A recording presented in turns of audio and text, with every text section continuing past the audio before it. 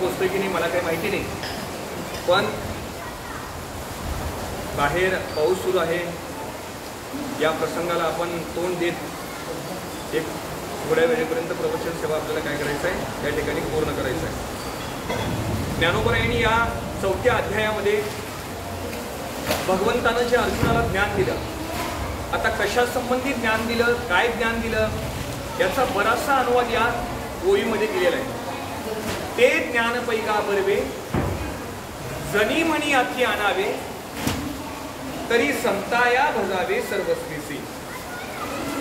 ते ज्ञान म्हणजे कोणतं ज्ञान? हा, ते ज्ञान पैका बरवे जनी म्हणी आखी आणावे, तरी संताया भजावे सर्वस्वीसी.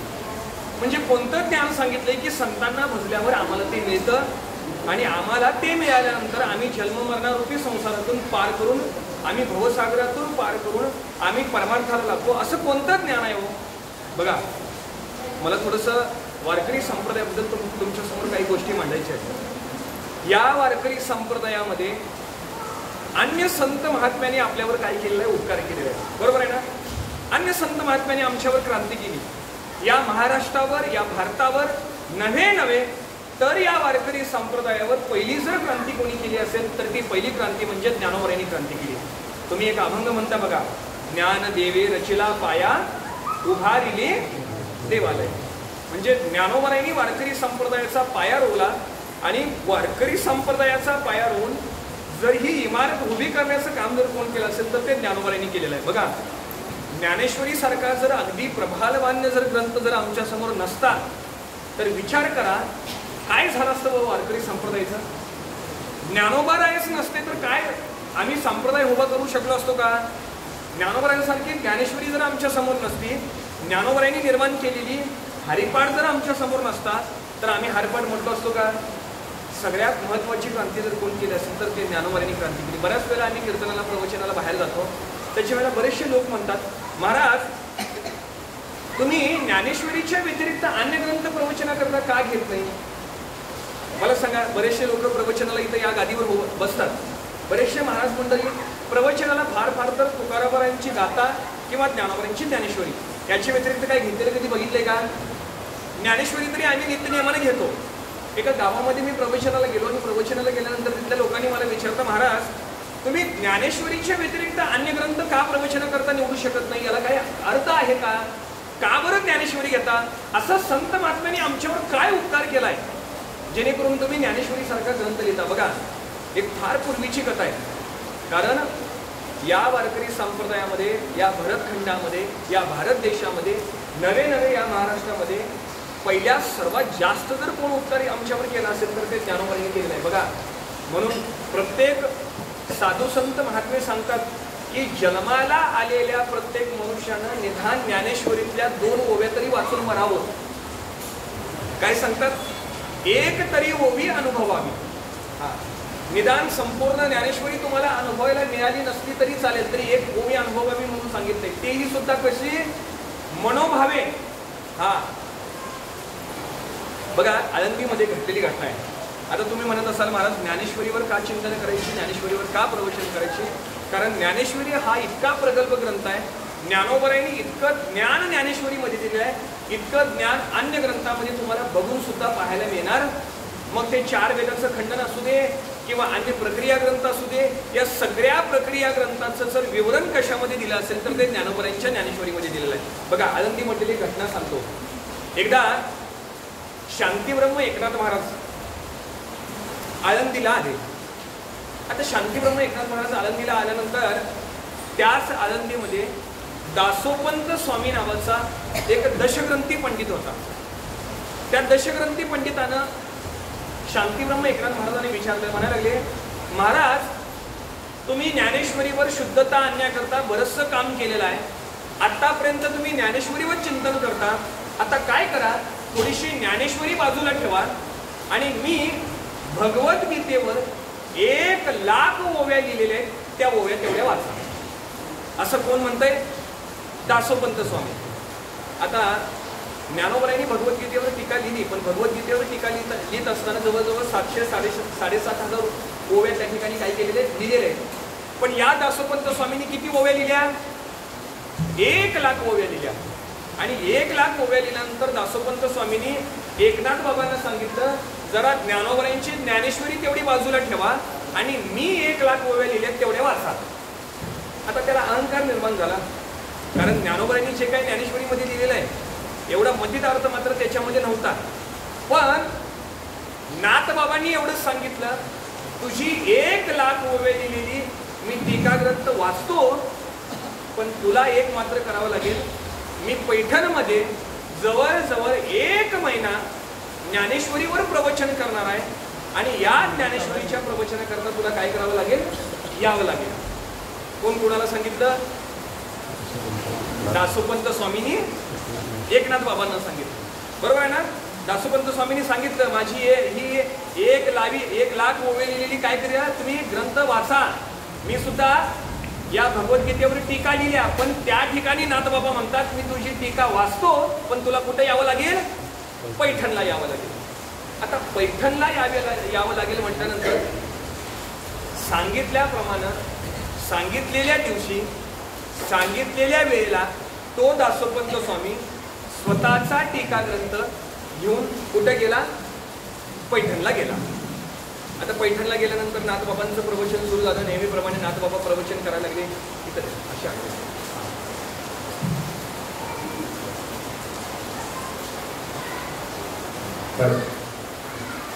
नेहमीप्रमाणे नाथबाबा ज्ञानेश्वरीचं प्रवचन करायला लागले. ज्ञानेश्वरीचं प्रवचन करायला सुरुवात झाल्यानंतर तो दासोपंत स्वामी आला.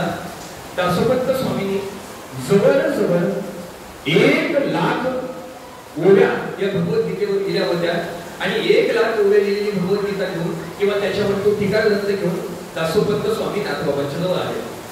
दासोपंत स्वामींचं प्रवचन ऐकत बसले. नाथबाबा प्रवचन सांगतायत. ज्ञानेश्वरीमध्ये पहिली ओवी कोणती आहे? ओम नमो ज्ञात्या वेद प्रतिपाद्या जय जय सुसंवेद्या आत्मरूपा. ही ओवी सुरुवात झाली आणि नाथबाबा प्रवचन करायला लागले. एका दिवशी प्रवचन संपलं. आता मला सांगा, आज मी जी ओवी घेतलोय किंवा पहिल्या दिवशी ज्या महाराजांनी ओवी घेतल्या ते 7 दिवस महाराज लोक घेतील का हो? प्रत्येकाच्या ज्ञानाप्रमाणे ज्यांना जसं ज्ञान आहे त्या पद्धतीने ते काय करणार, त्याच्यावर प्रवचन करणार. पण पैठण गावामध्ये शांतीब्रह्म एकनाथ महाराजांनी ज्ञानेश्वरीची वर प्रवचन करण्याकरता सुरुवात केलं. एक ओवी प्रवचनाला घेतली. ती पहिली ओवी घेतली, ओम नमो ज्ञात्या वेद प्रतिपाद्या जय जय सुसंवेद्या आत्मरूपा. पहिल्या दिवसाचं प्रवचन संपलं. प्रवचन संपल्यानंतर तो दासोपंत स्वामी त्यानं भगवद्गीता घेतली, त्याची टीका लिहिलेली घेतली आणि नाथबाबांना दाखवली. नाथबाबा, तुम्ही आळंदीमध्ये आला होता आणि आळंदीमध्ये तुम्ही मला सांगितलं होतं की तुम्ही माझी जी टीका ग्रंथ आहे तुम्ही काय कराल, वाचाल. कुठं आल्यानंतर?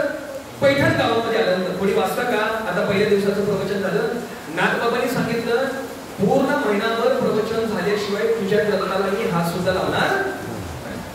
मला एवढ्या करता सांगायचं आहे की ज्ञानोबरांनी ज्ञानेश्वरीमध्ये किती प्रगल्भ ज्ञान सांगितलेलं आहे. कारण वारकरी संप्रदायावर पहिली क्रांती करणारे जर कोण महात्मा असेल तर ते ज्ञानोबा आहे. झालं, पहिल्या दिवसाचं प्रवचन झालं. सगळे घरी निघून गेले. दासोपंत स्वामींनी प्रसाद घेतला, आपल्या आपल्या रूमवर जाऊन झोपले. परत दुसऱ्या दिवशी प्रवचन सुरू झालं. दुसऱ्या दिवशी प्रवचन सुरू झाल्यानंतर नाथबाबांनी ओवी घेतली. पहिल्या अध्यायातली पहिलीच ओवी घेतली. कुठली ओवी? ओम नमो ज्ञात्या वेद प्रतिपाद्या जय जय सुसंवेद्या आत्मरूपा. दासोपंत स्वामींनी सांगितलं, नाथबाबा अहो काल तर ओवी झाली, आता परत कशाला मी ओवी घेतली? नाथबाबांनी सांगितलं, आता काल जे सांगितलंय ते आज सांगणार नाही. काल जे सांगितलंय ते आज सांगणार. नाथबाबांनी त्याच ओवीवर परत एकदा 1 तास प्रवचन केलं. पण आदल्या दिवशी जे प्रवचनामध्ये सांगितलंय ते मात्र दुसऱ्या दिवशी झालं. दुसऱ्या दिवशीचं सुद्धा प्रवचन संपलं. दुसऱ्या दिवशीचं प्रवचन संपल्यानंतर परत सगळे साधक मंडळी निघून गेले. दासोपंत स्वामींनी प्रसाद घेतले, रूममध्ये गेले, झोपले. परत तिसऱ्या दिवशी प्रवचन झालं. परत चिंतना करता ओवी तीच निवडली, ओम नमो ज्ञात्या वेद प्रतिपाद्या जय जय सुसंवेद्या आत्मरूपा. असे 3 दिवस नाही, महिनाभर ओवी कुठली घेतली? तीच ओवी घेतली. आता महिनाभर ती ओवी घेतल्यानंतर आता मात्र दासोपंत स्वामी म्हणायला लागले, अहो शांतीब्रह्म एकनाथ महाराज जवळ महिना होत आला, पण तुम्ही मात्र एका ओवीवरचं प्रवचन संपवत नाही. दुसरी ओवी घेणार कधी आहे? दुसरी ओवी घेणार कधी आहे म्हटल्यानंतर नाथबाबांनी एवढं सांगितलं, अरे दासोपंत स्वामी म्हणाले या ज्ञानेश्वरीमध्ये इतकं ग्रंथ आहे, इतकं ज्ञान आहे, इतकं सर्वश्रेष्ठ ज्ञान आहे, एक ओवी संपवायलाच तुझं मरण येईल म्हणाले. एक ओवी संपवण्याकरता जर एवढं ज्ञान संपन्न ज्ञानेश्वरीमध्ये असेल तर विचार करा, एक ओवी संपवण्याकरता 1 महिना लागत असेल तर 7,000 ओव्या संपवण्याकरता किती वेळ लागेल? मग त्यावेळेला स्वतःच्या ग्रंथाचा जो अहंकार आला होता तो अहंकार खाली गेला आणि त्यांनी नाथबाबांच्या चरणावर लोटांगण घातल्याने सांगितलं, ज्ञानेश्वरी सारखा प्रगल्भ ग्रंथ अजून सुद्धा जन्माला आलेला नाही. म्हणून ज्ञानेश्वरीमध्ये ज्ञानोबांनी सांगितलं, तुम्हाला जर स्वतःचा आत्मउद्धार करून घ्यायचा असेल, तुम्हाला स्वस्वरूपाला जाणायचं असेल, तुम्ही स्वतःच्या ब्रह्मस्वरूपाला जर जाणायचं असेल तर सगळ्यात महत्वाची गोष्ट म्हणजे तुम्हाला संतांना भजल्याशिवाय स्वस्वरूपाला जाता येत. बरं, स्वस्वरूप म्हणजे काय हो? बघा, आम्ही आत्मा आहे, आम्ही ब्रह्मस्वरूप आहे, आम्ही सच्चिदानंद रूप आहे, आम्ही ब्रह्मस्वरूप सुख गुण आहे, हे आम्ही असून सुद्धा आम्ही स्वतःला देहरूप म्हणायला लागलो. मला खरं सांगावं, आम्ही स्वतःच्या देहाला देह म्हणतो. मला सांगा, तुमचा मेल्यानंतर तुमचा आत्मा निघून जातो. आत्मा निघून जात नाही बरं का, आत्मा आहे त्या ठिकाणी राहतो, फक्त निघून जातो. तो देहाला जाळावं लागतं, आत्म्याला जाळावं लागत. जो आत्मा आहे, जो ब्रह्मस्वरूप आहे, जो ज्ञानधन आहे, जो आनंद स्वरूप आहे, आम्ही जन्माला आल्यानंतर आम्ही ब्रह्मस्वरूप देहाला किंवा आत्म्याला जाणण्यापेक्षा आम्ही आमच्या देहाला आमचा देह किंवा मी देह, माझा देह एवढंच म्हणायला लागलो. मग संत ज्ञान कोणते देतात? स्वतःच्या स्वस्वरूपाला जाणण्याचं ज्ञान म्हणजे ते आत्मज्ञान आहे. आता आम्ही आलो जन्माला आल्यानंतर प्रत्येक मनुष्याला भगवंताने इतकं सर्वश्रेष्ठ ज्ञान दिलेलं आहे, पण या सर्वश्रेष्ठ ज्ञानाबद्दल त्या मनुष्याला यत्किंचित सुद्धा ज्ञान नाही. तो स्वतःच्या देहाला फक्त भ्रम झाला, भ्रांतीमूलक त्याच्या ठिकाणी भ्रम झाल्यामुळे त्याला स्वतःला काय वाटायला लागलं, मीच ते आहे. अहो, आम्ही ब्रह्म आहे, आम्ही ब्रह्मस्वरूप आहे, आम्ही देवाचा खरा अंश आहे. खरं सांगू का, सोप्या भाषेत बोलून जातो, जसा देव आहे ना तसा आम्ही आहे. 15व्या अध्यायामध्ये भगवंताने सांगितलं बघा, ममे वंशो जीवलोके जीवभूत सनातना मनशस्त्राणि इंद्रियाणी प्रकृती स्थानी कर्षती. भगवंत जसा आहे तसाच आम्ही जन्माला आलोय. म्हणजे भगवंताच्यात आणि आमच्यात काय फरक आहे का? अजिबात फरक नाही. मग भगवंताच्यात आणि माझ्यात फरक नसून सुद्धा आम्ही जन्माला आल्यानंतर आम्ही स्वतःला ब्रह्मस्वरूप देह स्वरूप न मानता आम्ही स्वतःला देह समजायला लागलो. बघा, एक पंचीकरण नावाचा ग्रंथ आहे. त्या पंचीकरण नावाच्या ग्रंथामध्ये एक अनुवाद आहे. आम्ही स्वतःच्या देहाला न जाणता, आम्ही स्वतःला आत्मस्वरूप न जाणता, आम्ही स्वतःच्या देहाला फक्त केवळ आणि केवळ भ्रम निर्माण झाल्यामुळे आम्ही स्वतःच्या देहाला देह म्हणू लागलो. खरं सांगू, देह ज्याला म्हणतात, जो नाश पावणार आहे, जो एक ना एक दिवस या इहलोकाची यात्रा संपून जाणार आहे, याला काय म्हणतात? देह म्हणतात. आणि आत्मा ब्रह्मस्वरूप कोणाला म्हणतात? जो सच्चित आनंद आहे, तो आपल्या अंतःकरणामध्ये आहे, त्याला काय म्हणतात? ब्रह्म म्हणतात. मग देह वेगळा आहे आणि ब्रह्म वेगळा आहे. या देहाला आमच्या अंतःकरणामध्ये किंवा आमच्या बुद्धीमध्ये निर्माण झालेला भ्रम केवळ आम्हाला ब्रह्म स्वरूपाची प्रचिती देत नाही, केवळ देह रूपाची प्रचिती देतो. बघा, पंचीकरण नावाचा ग्रंथ आहे. या पंचीकरण ग्रंथामध्ये एक अनुवाद आलाय बघा. आम्हाला भ्रम झालाय. कशाचा भ्रम झालाय? आम्ही देह आहे याचा. एकदा काय झालं, एक मेंढपाळ आपल्या मेंढ्यांना घेऊन पर्वतावर गेला. आता पर्वतावर गेल्यानंतर एका गुहेमध्ये एक सिंह व्याधी होती आणि तिला 2 सिंहाची पिल्ली निर्माण झाली होती, म्हणजे जन्माला आले होते. आता त्या मेंढपाळानं काय केलं, त्यातलं सिंहाचं एक पिल्लू घेतलं आणि तो घरी घेऊन आला. आता त्या सिंहाला काही ज्ञान आहे का? आता नुकतं जन्म दिला, तो काय पिल्लाय. त्या सिंहाला घेऊन आल्यानंतर तो लहान छोटासा सिंह हळूहळू त्या मेंढपाळाच्या घरामध्ये काय व्हायला लागला, मोठा व्हायला लागला. आता खरं वास्तविक त्या मेंढपाळाकडे जवळजवळ 200 वर शेळ्या मेंढ्या होत्या. आता नेहमीप्रमाणे त्या शेळ्या मेंढ्यांच्या मध्ये तो सिंह काय करायला लागला, राहायला लागला. जरा थोडस मोठं झालं की त्या मेंढ्यांना डालण्याकरता एक मोठी बुट्टी असते बघा, तसं सिंहाला सुद्धा त्या मेंढपाळांच्या बुट्टीमध्ये काय केलं, टाकलं. आता खरं वास्तविक सांगा, आताच्या हल्लीच्या जमान्यामध्ये तुम्हाला आम्हाला जर सिंह दिसला तर आमची काय परिस्थिती होते? खरं सांगा, यात किंचित का होईना एखाद्या सिंहानं जर आमच्या समोर यावं आणि सिंहानं आमच्या समोर आम्हाला बघावं, इतकी वाईट परिस्थिती होती आमची. पण तो सिंह छोटासा आहे, त्या मेंढपाळानं घरी घेऊन आला होता आणि घरी घेऊन आल्यानंतर त्या बछड्यांमध्ये किंवा त्या शेळ्या मेंढ्यांमध्ये त्याला काय केलं, सोडलं. त्याला शेळ्यांना जे खायला मिळतं ते खायला घालायचं, जे काही शेळ्या मेंढ्यांना खायला मिळतं तो सिंह सुद्धा खायला लागला. पण एक दिवस हळूहळू तो सिंह मोठा व्हायला लागला आणि तो सिंह मोठा झाल्यानंतर तो दररोज मेंढपाळा बरोबर चरण्याकरता कुठं जायला लागला, पर्वतावर जायला. आता पर्वतावर गेल्यानंतर बघा काय फजिती झाली.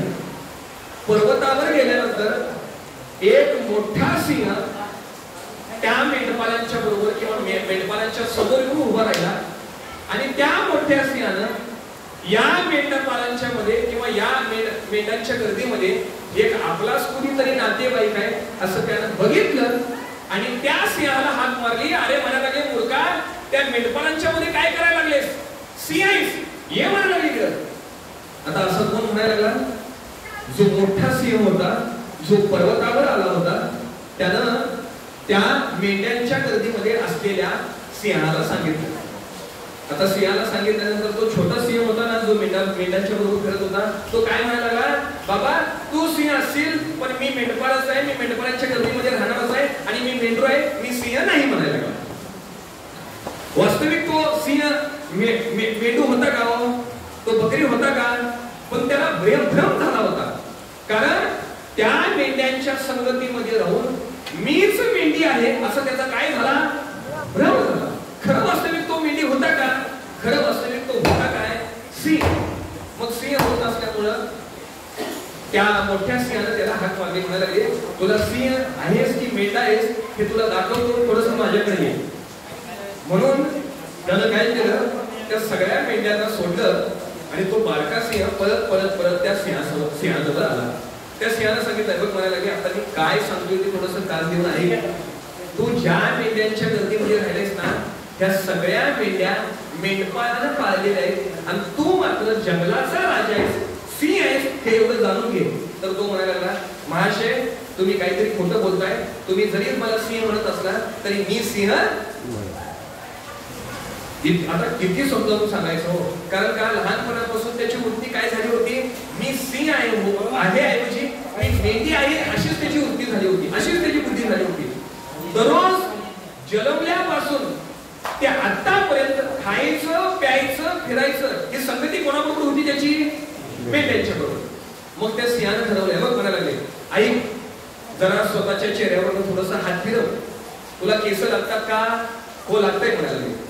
हा जरा इथं जरा गळ्यापर्यंत, गळ्याला 2 स्तन आहेत का बघ म्हणायला लागले. नाही म्हणायला लागले. मग मेंढ्यांकडे बघ, मेंढ्यांच्या गळ्याला 2 स्तन आहेत की नाही, आहेत का तुला? नाही म्हणायला लागले. तर मग याची लक्षणं सांगून सुद्धा तो स्वतःला सिंह म्हणण्याऐवजी मेंढू का म्हणतोस? तर आणि परत काय म्हणायला लागला, अहो जरी मला केस असतील तरी मी त्यांच्यातला जरा मोठा मेंढा आहे म्हणून जरा मला जास्त केस असतील. आता विचार करावं, या भ्रम निर्माण होणाऱ्या माणसाला काय सांगून फायदा आहे का? शेवटी याचा भ्रम घालवण्याकरता चांगल्या तत्वनिष्ठ ब्रह्मनिष्ठ सद्गुरूंची भेट झाल्याशिवाय भ्रम निघत. त्या मोठ्या सिंहानं त्याच्या कानाला धरलं आणि ओढत ओढत ओढत एका तलावापर्यंत आणलं आणि तलावामध्ये सांगितलं, आता तलावामध्ये काय दिसतंय ते बघ.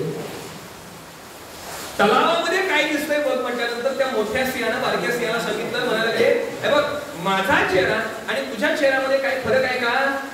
आहे का? जरा मेंढ्यांच्याकडे बघ म्हणायला लागले. मेंढी कसं दिसतात बघ म्हणायला लागले. हा बघ त्याला 2 शिंगे आहेत, त्याच्या गळ्याला 2 स्तन आहेत, त्या स्तनामधून दूध येत नाही म्हणायला लागले. पाठीमागे एवढी एवढी शेपूट आहे, काळा कलर आहे म्हणायला लागले त्यांचा, काही लोकांचा पांढरा कलर आहे, तुझा आहे का तसा? त्या मोठ्या सिंहानं तलावामध्ये बघायला सांगितलं. तलावामध्ये बघितल्यानंतर जसा मोठा सिंह दिसतो तसा लहान सिंह दिसतो. मग त्याची प्रतिष्ठित झाली. अरे म्हणायला लागले मी मेंढू नसून काय आहे, आम्ही खरं वास्तविक देव आहोत. मला सिद्धांतावर यायचं आहे. ज्या सिंहाला मी मेंढी आहे असा भ्रम झालाय ना, तसं मनुष्याला सुद्धा तो ब्रह्मस्वरूप असून सुद्धा मी देव आहे असा भ्रम झालाय. आम्ही देव आहे, अहो खरं जन्मल्यापासून आम्ही देव आहे. आमच्यामध्ये ब्रह्मतत्वाचं तत्व आहे. आम्ही सच्चिद आनंद आहे. आणि आनंद असून सुद्धा जरी आम्ही देहाला ब्रह्म म्हणण्याऐवजी जर आम्ही देह म्हणायला लागलो तर विचार करा, आम्हाला जन्मकालापासून अत्यंत काळापासून हा काय झालेला आहे, भ्रम झालेला आहे. मग हा भ्रम घालवण्याकरता ज्ञानोबा सांगतात, तुम्हाला एका तत्वनिष्ठ महात्म्याची गाठ पडल्याशिवाय तुमचा भ्रम जाणार. आता मला सांगा, आम्ही सुद्धा भ्रमातच आहे. आम्ही कशाचा संग वाढवून ठेवलाय? जर आम्ही देव स्वरूप असतो तर आम्ही संसार केलो असतो का? खरं सांगावं, या जन्माला, या मनुष्य देहामध्ये जन्माला आलेला प्रत्येक मनुष्य हा दुःख जण आहे. प्रत्येकाच्या वाटेला काही ना काहीतरी दुःख आलेलं आहे. आम्ही किती जरी संसार सोडण्याचा प्रयत्न केला ना तरी आमच्या हातून तो सुटत नाही. हा भ्रमच आहे. हा एक प्रकारचा भ्रम आहे. हा विषय वाचण्याचा भ्रम आहे. आणि जो संघ वाढवून ठेवला ना, तुम्ही म्हणत असाल, परवा मला एका महात्म्याने प्रश्न विचारला, तुम्ही म्हणताय ना जर आम्ही ब्रह्मस्वरूप असून, आम्ही देह स्वरूप असून, देव मात्र आनंद आहे आणि आम्ही का बरं दुःख आहे? देव आनंदी आहे का?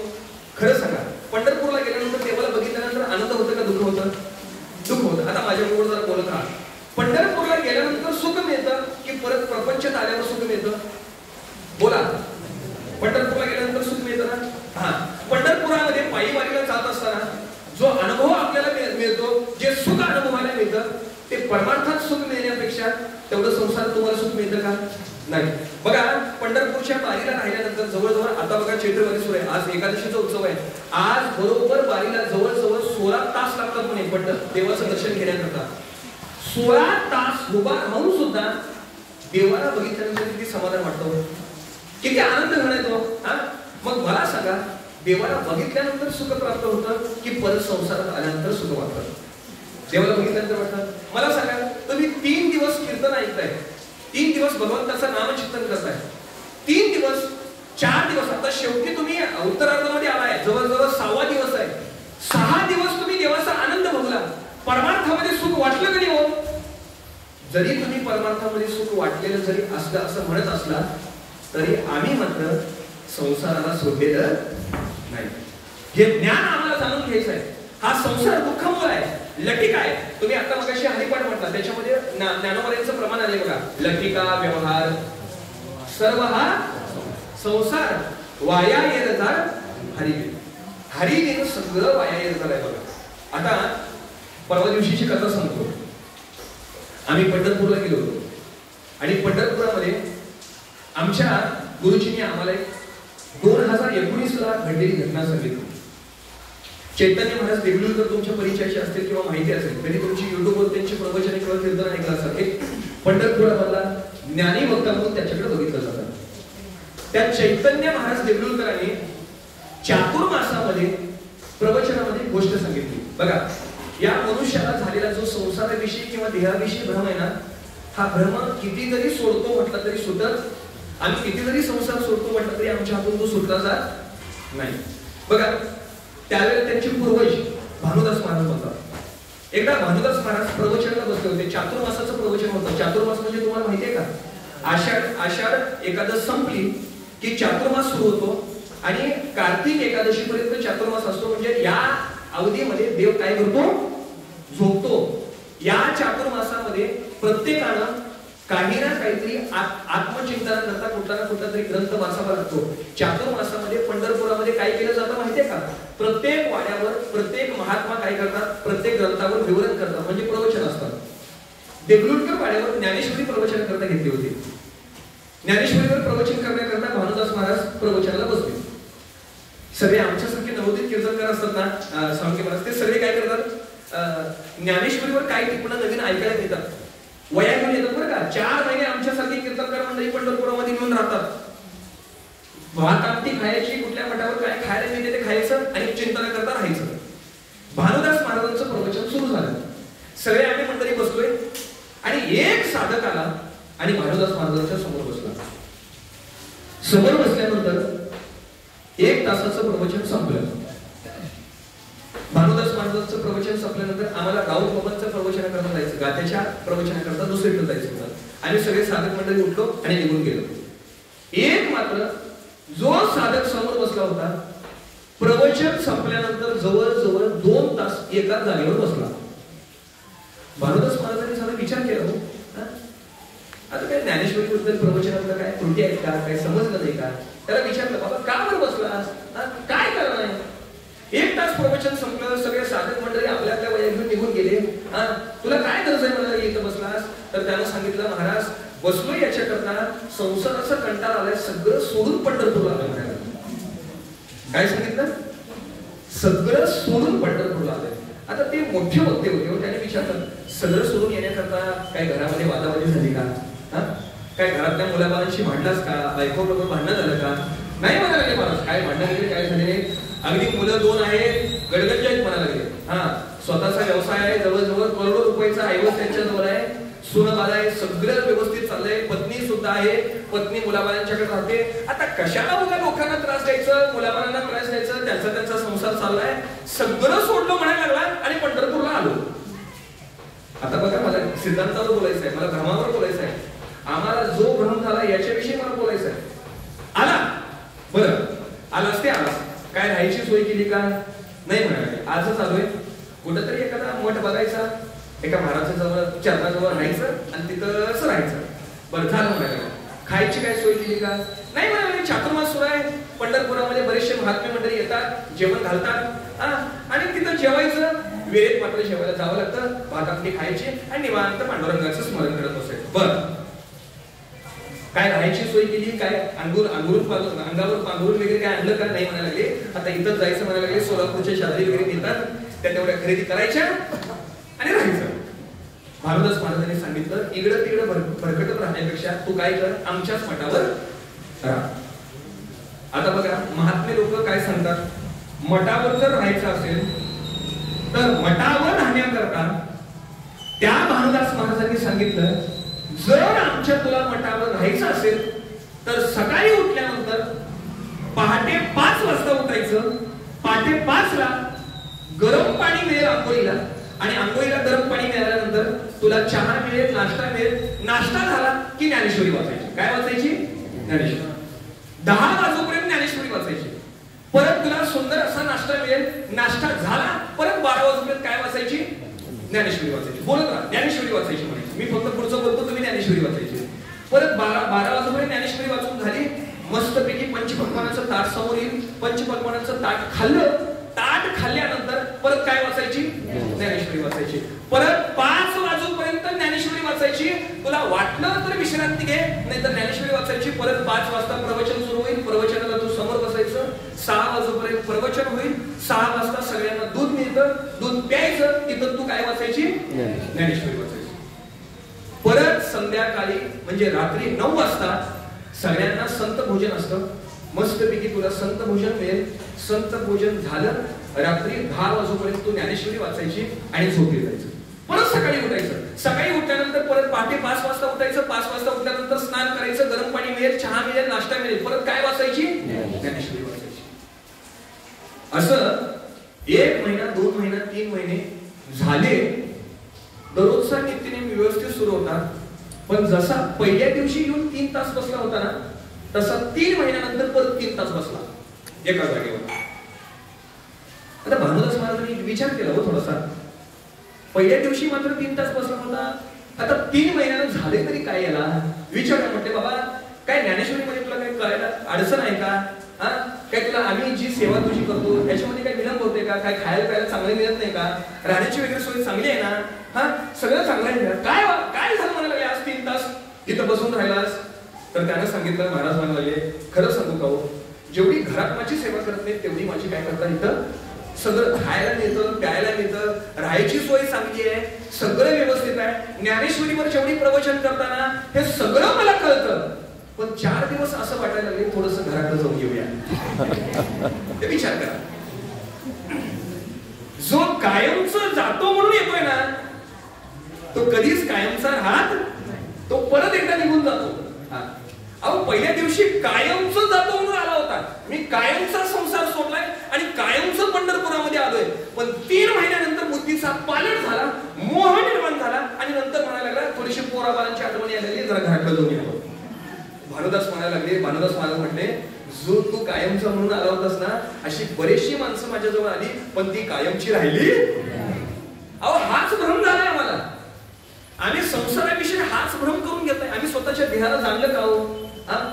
हा देहाला दुःख येण्याचं कारण आम्ही वेदांतिक दृष्टिकोनामध्ये आम्हाला गुरुजी सांगतात की अज्ञानाचा बाह्यसंग आणि अज्ञानाचा अंतरसंग, ज्ञानाचा बाह्यसंग आणि ज्ञानाचा अंतरसंग, या सर्वांच्या गोष्टीमुळे आमच्या अंतःकरणामध्ये आम्हाला दुःख झाले. या चारही गोष्टीची निवृत्ती झाल्याशिवाय आम्हाला परमस्वरूपाची प्राप्ती होत नाही, आत्यंतिक दुःखाची निवृत्ती होत नाही. आणि माझं म्हणायला लागलो, जास्त माझं म्हणतोय. बघा आम्ही दुसऱ्याचं जरी असलं तरी माझंच म्हणतो. रामप्रभू काय सांगतात बघा, रामायण आणि महाभारतामध्ये 2 संदर्भ आहेत. किती सुंदर याचे तात्पर्य बघा. महाभारत म्हणजे माझंही सुद्धा माझंच आणि भावाचं सुद्धा माझं, याला महाभारत म्हणतात ना का. आणि रामायण म्हणजे माझं सुद्धा भावाचं आणि भावाचं सुद्धा त्याचं, याला रामायण म्हणतात. परंतु आम्हाला झालेला स्वतःचा भ्रम निघत नाही. आम्ही केवळ आणि केवळ माझं म्हणण्यामध्येच गुरफटलो. खरं सांगू का, हा जो देह आहे ना, हा काळाचा आहे आणि धन मात्र कुबेराचा आहे. इथं तुमचं काही सुद्धा बघा. आता अजातवादाचा सिद्धांत सांगून जातो. या सिद्धांतावर एक लक्षण सांगितलं आहे की सर्वं नाशक समुपन्ने अर्धम तेजती पंडिता किंवा छिद्रेषु बहुल अनंता भवन्ति. याला एक सर्वश्रेष्ठ गुरु सांगितलाय, तुम्ही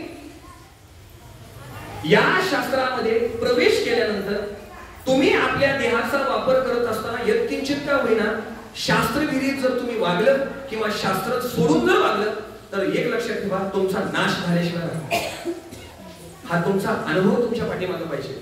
बघा मी म्हणत होतो ना, देह देह देह. आम्ही प्रपंच वाढवून ठेवलाय, अज्ञानाचा बाह्यसंग वाढवून ठेवलाय, आम्ही बऱ्याचशा उपाध्या वाढवून ठेवल्या, आम्ही संपत्ती वाढवून ठेवली, आम्ही गाड्या वाढवून ठेवल्या, आम्ही घर वाढवून ठेवलं. हे कदापिही तुमच्या सोबत येणार नाही. तुमच्या सोबत येणारे एकमेव जर काय असेल तर तुम्ही मिळवलेलं पुण्य, तुम्ही मिळवलेलं कर्म, तुम्ही मिळवलेलं आत्मतत्व. पण आम्ही सोडायचा प्रयत्न केला का? नाही. आम्ही माझं म्हणायला लागलो. आता माझं म्हणण्यामध्ये किती सुद्धा दुःख आहे बघा. मला त्या ज्ञानापर्यंत पोहोचायचं आहे की काय संत आम्हाला ज्ञान करतात. एका 2 जोडप्यांचं लग्न झालं, नवरा बायकोचं लग्न झालं. अजातवादाचा सिद्धांत आहे का बघा. आम्ही संसार सोडायचा म्हटला तरी आमच्या हातून सुटत नाही. त्या मुलाला जर शांत बाहेर बसवलं, त्यांना आत तरी यायला सांगा, नाही तर शांत बसायला सांगा. प्रवचन सुरू झाले की अजिबात बोलायचं नाही. पण धर्मशास्त्र काय सांगते माहितीये का, भगवंताचं नामचिंतन सुरू असताना एखादा मुखातला शब्द जरी वेगळा बाहेर पडला तर त्याचा पुढचा जन्म बेडकाचा आहे असं सांगितलं. आम्ही परमार्थात येऊन सुद्धा पुढचा जन्म बेडकाचा स्वीकार नाही करता तयार झालो बघा. आता किती मन समाधान शांत वाटते की नाही. अहो भगवंताचं नामचिंतन, साक्षात पांडुरंग परमात्मा ज्ञानोबा इथं बसलेले असतात ऐकत. तुम्ही म्हणत असाल हे कीर्तन प्रवचन कशा करतायत, नामदेव कीर्तन करी पुढे नाचे बा पांडुरंग. देवाचा कमरेला घातलेला पितांबर सुद्धा तरी देवाला करायला नाही. आजही सुद्धा भगवंत इथं आहे बरं का. जो माझं म्हणतो याला दुःखाने ग्रस्त आहे. बघा 2 जोडप्यांची लग्न झाली. लग्न झाल्यानंतर त्यांना 1.5 वर्षांना पुत्राची प्राप्ती झाली. आता पुत्र प्राप्ती झाल्यानंतर कोणाच्या आयुष्यात ती गोष्ट घडू नये पण घडली. 3 वर्षानंतर जी पत्नी होती त्या पत्नीला कॅन्सर नावाचा रोग झाला, ती मरण पावली. आता मेल्यानंतर लहान मुलगा हो 1.5 वर्षाचा. बाकीचे सगळे नातेवाईक म्हणायला लागले, गावातले लोक म्हणायला लागले, अरे बाबा तिचं प्रारब्ध होतं, तिचं कर्म होतं, आता ती निघून गेली. मी म्हणायला लागले निदान त्या 1.5 वर्षाच्या बाळा करता तरी दुसरं लग्न करून सगळ्या नातेवाईकांनी सांगितलं दुसरं लग्न तेवढं करून घे. सगळ्या नातेवाईकांचं ऐकलं, बाबांना दुसरं लग्न करून घेतलं. पण दुसरं लग्न करून घेतल्यानंतर मी थोडस स्त्री वर्ग म्हणून तुमच्या पायाला स्पर्श करून बोलतो, जी स्वतःची पुढच्या पोरावर जेवढी प्रेम करू शकते ती दुसऱ्याच्या पोरावर प्रेम करू शकत. पहिलं पोरग 1.5 वर्षाचं होतं, तिच्यामध्ये आणि त्या मुलामध्ये इतके वाद निर्माण व्हायला लागले. ती स्त्री एवढी मारायला लागली त्या मुलाला, एवढी मारायला लागली अक्षरशः तो मुलगा वैतागून एक वेळ बाबाला हट्ट करून सांगितलं. बाबा म्हणायला लागले काहीतरी करा, पण इच्छातून मला सोडवा. ते पोरगा हळूहळू मोठं करायला लागलं, करायला लागलं का.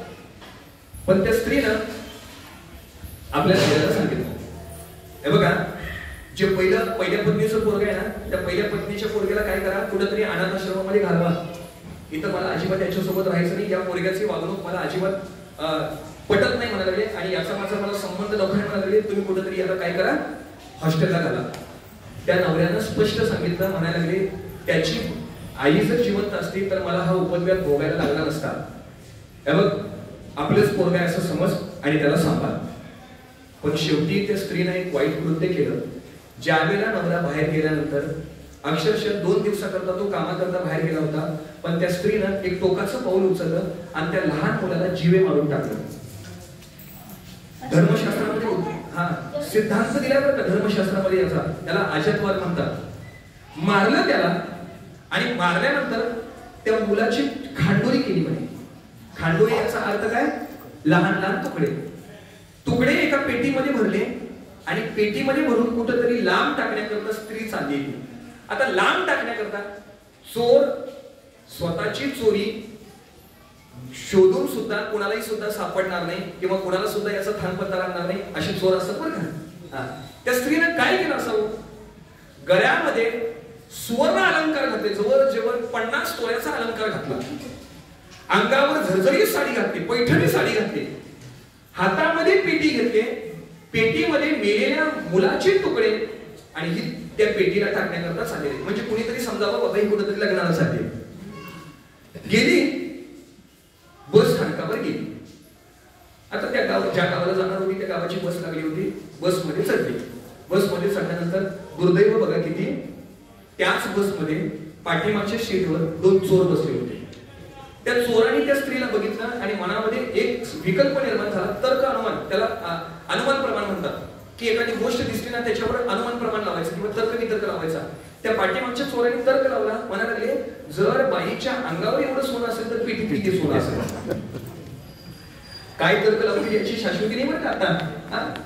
तर्क लावला, बाईच्या अंगावर जर एवढं सोनं असेल तर त्या पेटीत किती सोनं असेल. पण सांगू का, त्या बाईला ती पेटी द्यायचीच होती, कुठेतरी टाकायची होती. त्या स्त्रीनं एक शक्कल लढवली, म्हणायला लागले पाठीमागं सहन अशा चोर बसलेले, तेवढी पेटी त्यांच्याच हातात देऊया आणि इथूनच पसार होईल.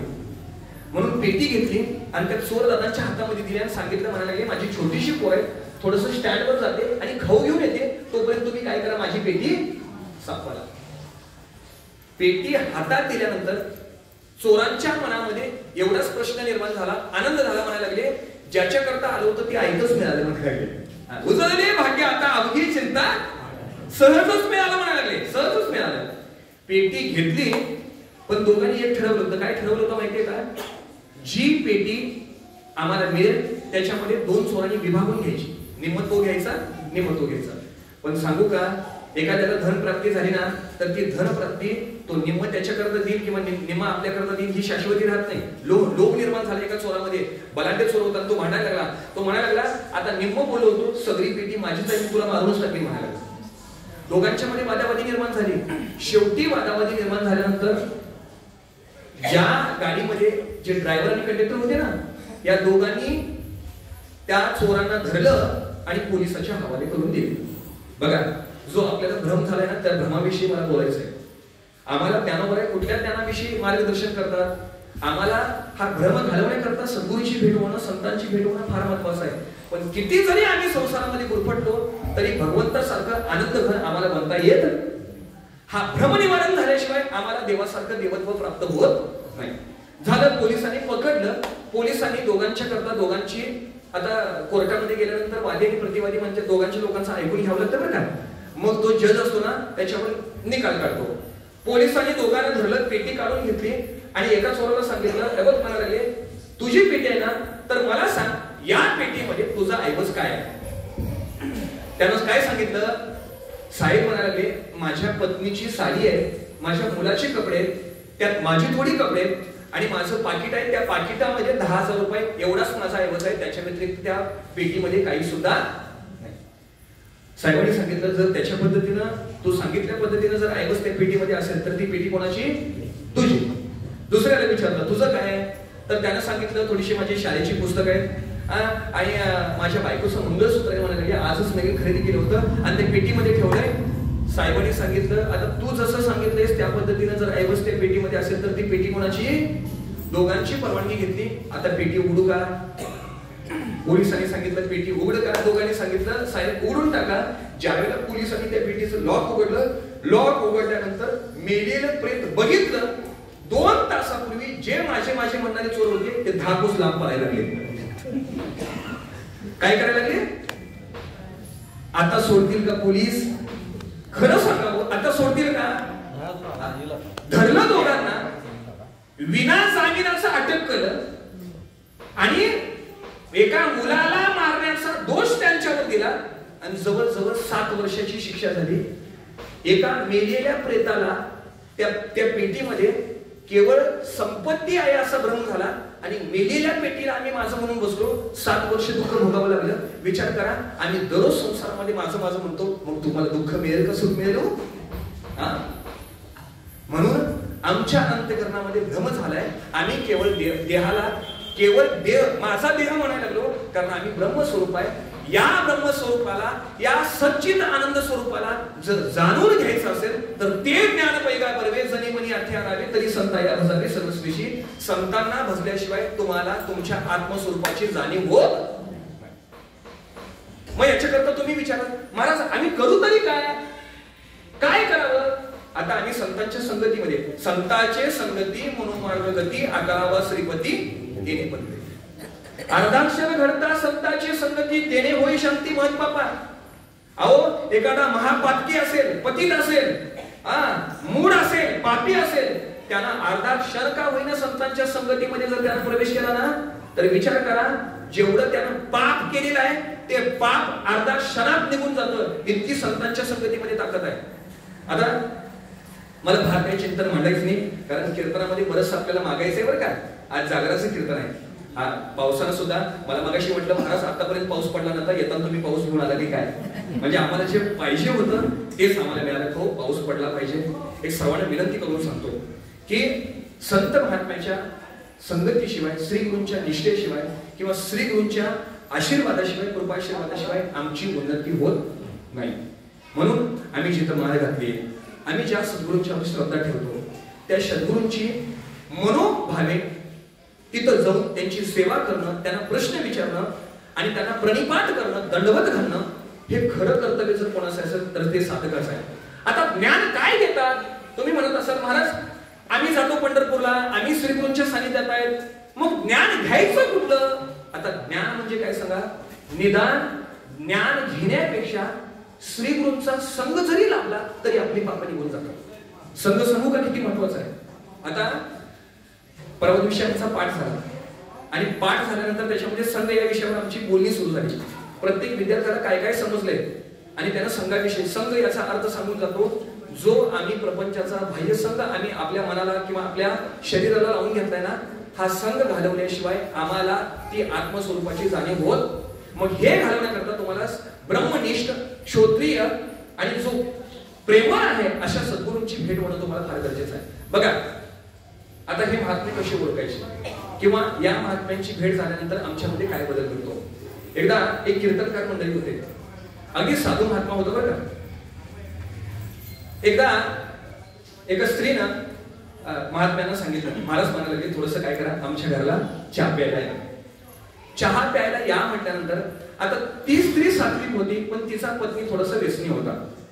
पण त्या स्त्रीने महाराजांना सांगितलं, महाराज म्हणायला लागले माझ्या घरामध्ये माझा दारुडा पती आहे, तो यत्किंचित का होईना तुम्हाला काही जरी बोला तरी थोडंसं काय करा, सहन करून घ्या. बघा, अर्धाक्षर घडता संतांची संगती तेने होई शांती मन पापा तरी संता या भजावे. याचं कारण का संतांची संगत करून घ्यायची, याला अनुवाद आहे.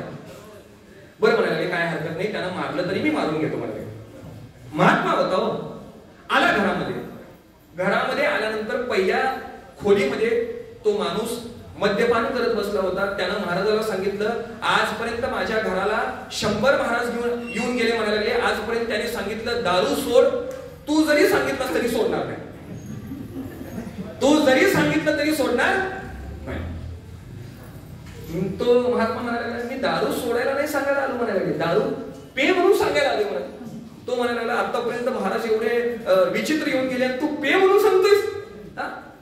मग पे म्हणून सांगतोय म्हटल्यानंतर आता त्याला बरोबर वाटायला लागलं, कारण समान संगतीची माणसं जवळ आली ना मला जरा समाधान वाटतं. बरोबर आहे ना. आता इथं स्त्रीवर्ग तुम्ही समोर बसलाय, आता तुम्ही भजनाला होता, खरं सांगा तुम्ही घरात असताना भजनाचा एक टाळ जरी कानावर आला तरी तुम्हाला घरामध्ये बसावंसं वाटतं का? नाही. म्हणजे आम्ही समानशीले व्यसनेसु शक्य, जी समान गुणधर्माची माणसं आहेत ना, ही कधी ना कधीतरी एका संघाने जवळ येतात. ज्याला भजनाचे वेळ आहे तो भजनामध्ये येतोच, ज्याला प्यायचा वेळ आहे तो त्यांची पार्टी वेगळे असतात बरं का. त्याला भजनामध्ये येऊन चालत नाही.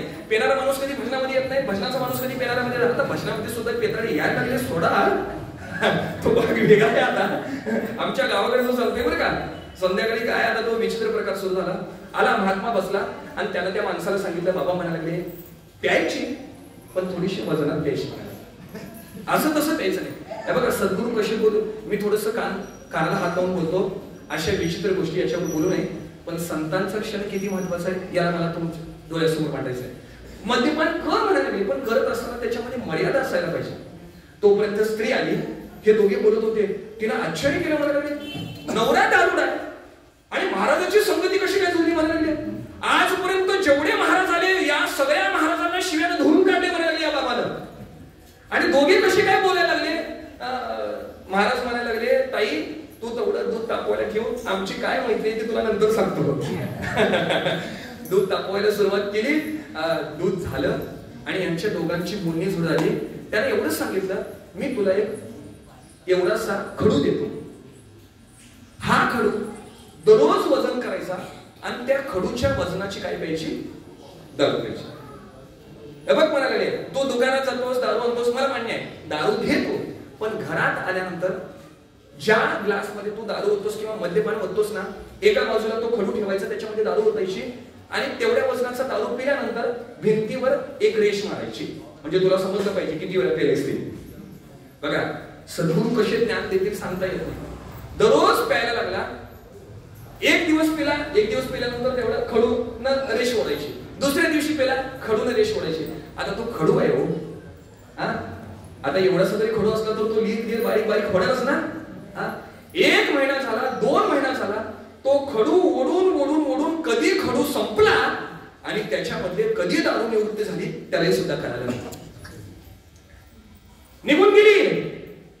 जे आयुष्यभराचं अंतःकरणामध्ये, हृदयामध्ये, या नाशिवंत देहामध्ये सापडलेलं जे मद्य होतं आणि ज्याची साठवणूक करून ठेवत होतो ना, एक अर्धा क्षण संतांचा घडला, एक खडू दिला, 2 महिन्यामध्ये पीत असलेली दारू मर्यादेपर्यंत आणली आणि कायमची सोडून टाकली. अर्धा क्षण घडता संतांची संगती, तिने होई शांती मत पापा. म्हणजे संत कुठल्या स्वरूपात येतात, संत कसे भेटतात आणि संत कसे ज्ञान देतात हे अद्याप आम्हालाही समजत नाही. म्हणून ज्ञानोबा म्हणतात, ते ज्ञान पैगा बरवे जरी मनी आठी आणावे तरी संताया भजावे सर्वस्वीसी. म्हणून जन्माला आलेल्या प्रत्येक मनुष्यानं सद्गुरूंच्यावर निष्ठा केली पाहिजे, संत महात्म्यांच्यावर विश्वास ठेवला पाहिजे, संत महात्म्यांनी जे वाङ्मय दिले त्याच्यावर श्रद्धा ठेवून त्याचं अवलोकन केले पाहिजे. माता तुम्हाला हल्लीच्या काळामध्ये तुम्ही म्हणत असाल, महाराज आता ज्ञानेश्वर महाराज होऊन गेले, तुकोबराय होऊन गेले, आता संतांना भेटायचं कसं. आता हल्लीच्या काळामध्ये जर संतांना भेटायचं असेल तर मनोभावे घरामध्ये ज्ञानेश्वरी वाचा. ज्ञानेश्वरी वाचत असताना ज्ञानोबराय कधी तुमच्यावर कृपा करतील सांगता येत नाही. आता हल्लीच्या युगामध्ये आता तुम्हाला ज्ञानोबरायांची भेट घडवून द्यायला मी तयार आहे, कारण मी तो अनुभवलाय बरं का. तुम्ही मनोभावे ज्ञानोबरायांची ज्ञानेश्वरी वाचा, तुम्ही मनोभावे ज्ञानोबरायांचा हरिपाठ वाचा. त्याच वेळेला तुम्हाला ज्ञानोबराय दर्शन देतात, त्याच वेळेला तुमच्यावर कृपाशीर्वाद देतात. आजही तुम्हाला तुकोबरायांची भेट हवी असेल तर मनोभावे तुकोबरायांची गाथा वाचा. सकाळी उठल्यानंतर आंघोळ केल्यानंतर 5 अभंग वाचायचे, 5 ओव्या वाचायच्या. आता तुम्ही म्हणत असाल, महाराज आम्हाला सांगायला लागले, तुम्ही वाचता का? तुम्ही मला प्रश्न कराल, पण सांगू का, एक नित्यनेम आहे माझ्या आयुष्यामध्ये. जोपर्यंत माझ्या जीवामध्ये जीव आहे तोपर्यंत मी माझ्या शरीराला एक नियम लावून घेतलाय. दररोज सकाळी उठल्यानंतर स्नान आवरल्यानंतर मी ज्ञानेश्वरीतल्या 10 ओव्या वाचल्याशिवाय घराच्या बाहेर सुद्धा पडत नाही. हा नित्यनेम. आणि केवळ मी कुठल्या संस्थेमध्ये जाऊन शिकलेलो नाही किंवा कुठल्या आळंदीमध्ये क्षेत्रामध्ये जाऊन शिकलेलो नाही, केवळ आपल्या भागामध्ये असलेल्या ज्ञानवंत पुरुषांच्या केवळ संघामध्ये संगतीमध्ये लागलो म्हणून आज तुमच्या समोर एवढं बोलू शकलो. कारण हाही सुद्धा संघ फार महत्वाचा आहे. आम्ही कुणाची संगती करतोय म्हणून एवढं जरी केलं, मनोभावे जरी सेवा केली तरी ज्ञानोबराय तुमच्या आमच्यावर कृपा करतात. ते ज्ञान मिळवण्याकरता संतांच्यावर विश्वास ठेवला पाहिजे. संताची पायी हा माझा सर्व भावे दास झालो त्यांचा. सर्व भावानं दास झाल्याशिवाय ते ज्ञान आम्हाला करत नाही. म्हणून सद्गुरूंच्या आपण विश्वास ठेवणं, त्यांच्यावर श्रद्धा ठेवणं हे आपलं आद्य कर्तव्य आहे. झालेली प्रवचन रूपी सेवा सद्गुरूंच्या चरणी समर्पण करून सेवेला पूर्ण विराम देतो. कुंडली हरी विठ्ठल श्री ज्ञानदेव तुकाराम विठ्ठल विठ्ठल.